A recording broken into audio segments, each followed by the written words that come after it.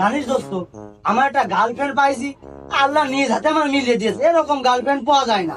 আর আমি যা কই তাই শুনি, আল্লাহকে একটা, আর সেটাই আমার কপালে পড়েছে।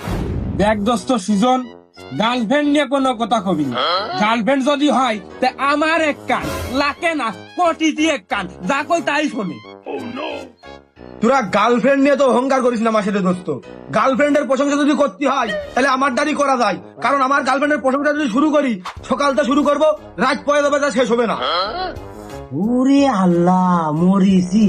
দেখা দিন তোর গার্লফ্রেন্ডে, দেখা দিনি। আরে দেখবি কি রে, একবারে নম্বর দিয়ে দিছি, দেখ কতটা লয়াল আমার প্রতি, কতটা লয়াল, শুধু দেখ। নম্বর নে, অন্য নম্বরতে ফোন দিয়ে দেখ, তোর সাথে কথাই কবে না, দেখ না নম্বর তোর। Hello, hello.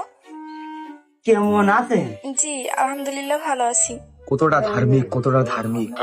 আপনাকে না একটা কথা বলার দরকার ছিল। এত কথা ভালো লাগে না,